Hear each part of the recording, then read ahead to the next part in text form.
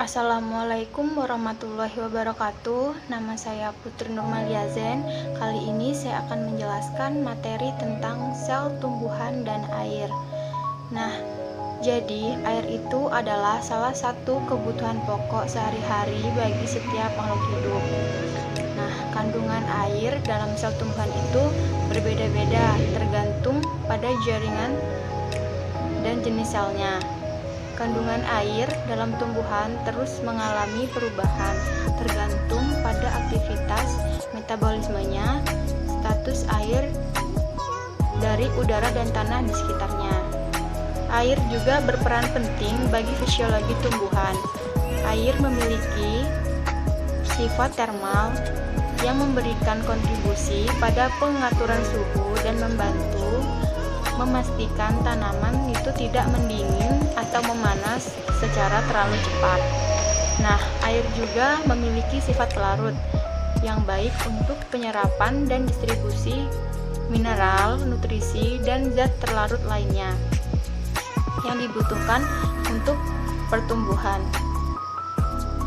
Transparansi air terhadap cahaya memungkinkan adanya sinar matahari untuk menembus media sel yang dapat digunakan untuk menggerakkan fotosintesis tumbuhan yang secara aktif melakukan fotosintesis akan kehilangan air melalui evaporasi dari permukaan daunnya. Nah, pengambilan air oleh sel menghasilkan tekanan yang disebut turgor. Setiap tanaman harus memiliki turgor sel agar tetap tegak. Fungsi air bagi tanaman terdiri dari pengisi cairan tubuh tanaman, pelarut unsur hara yang terdapat di dalam tanah, membantu penyerapan unsur hara dari dalam tanah oleh akar tanaman.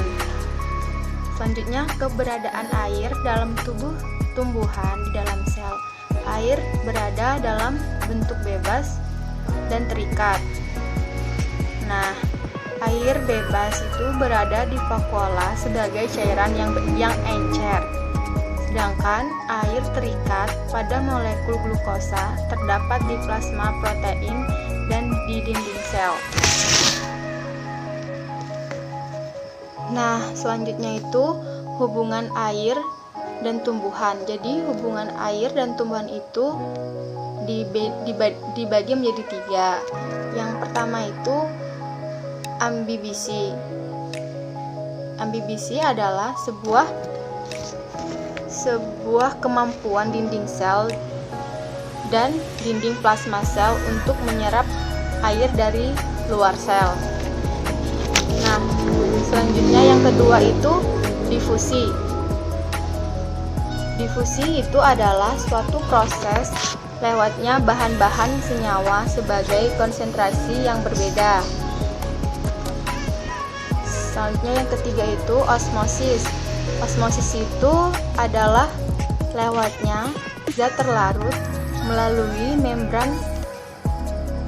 membran akibat perbedaan osmosis. Nah, selanjutnya itu peran penting air. Peran penting air itu yang pertama merupakan universal pelarut. Yang kedua, gerakan air mungkin diatur oleh difusi atau salah satu tujuan ilmu fisiologi tumbuhan untuk memahami dinamika air saat masuk dan keluar dari tanah melalui tanaman ke atmosfer. Nah, segitu saja yang bisa saya sampaikan. Saya akhiri. Wassalamualaikum warahmatullahi wabarakatuh.